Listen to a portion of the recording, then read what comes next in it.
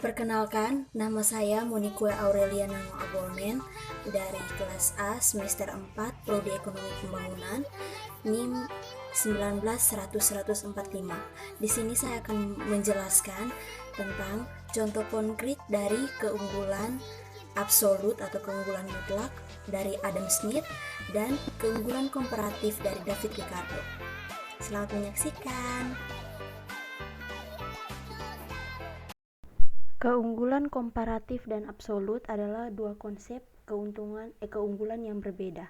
Keuntungan mutlak dikemukakan oleh Adam Smith yang mengatakan bahwa seandainya sebuah negara lebih unggul terhadap satu macam produk yang dihasilkan dengan biaya produksi yang lebih murah jika dibandingkan dengan biaya produksi negara lain. Sedangkan keunggulan komparatif mengacu pada manfaat yang muncul dari biaya peluang. Tentu saja biaya peluang yang lebih rendah. David Ricardo memperkenalkannya sebagai kritik terhadap konsep keunggulan absolut dari Adam Smith. Contoh perbandingan dari konsep keunggulan absolut dan keunggulan komparatif dapat dilihat sebagai berikut pada tabel. Di situ kita lihat misalnya ada dua negara, Indonesia dan Malaysia. Mereka memproduksi sepatu dan produk pakaian. Output setiap jam dari masing-masing negara ada pada tabel. Itu kita lihat ada 6. Indonesia menghasilkan 6 sepatu dengan 3 baju, sedangkan Malaysia menghasilkan 1 sepatu dan 2 baju. Indonesia di sini memiliki keunggulan absolut dalam produksi pakaian dan sepatu. Indonesia memproduksi 6 sepatu dan 3 pakaian, lebih banyak dari Malaysia yang hanya memproduksi 1 sepatu dan 2 pakaian. Namun dari perspektif David Ricardo, Malaysia dan Indonesia keduanya memiliki keunggulan yang komparatif. Malaysia memiliki biaya peluang yang lebih rendah dalam pakaian. Di Indonesia, biaya peluang untuk memproduksi 1 unit pakaian adalah 2 unit sepatu, atau 6:3.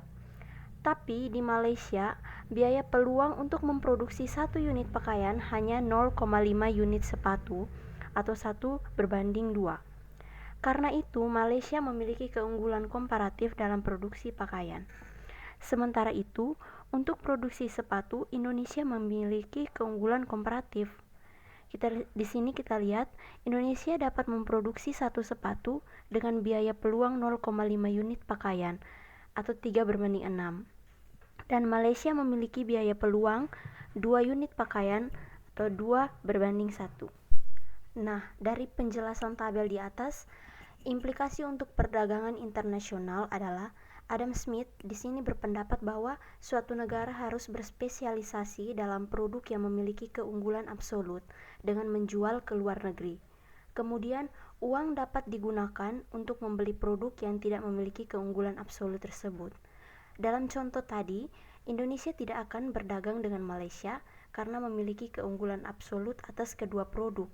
Sebaliknya, dalam argumen David Ricardo, suatu negara harus berspesialisasi dalam barang yang memiliki keunggulan komparatif dan selebihnya berdagang dengan negara lain. Menurut argumen ini, Indonesia dan Malaysia akan berdagang. Indonesia membeli pakaian dari Malaysia dan Malaysia membeli sepatu dari Indonesia.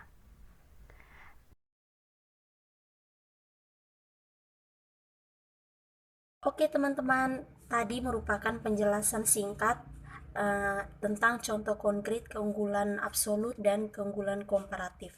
Semoga dapat bermanfaat. Terima kasih.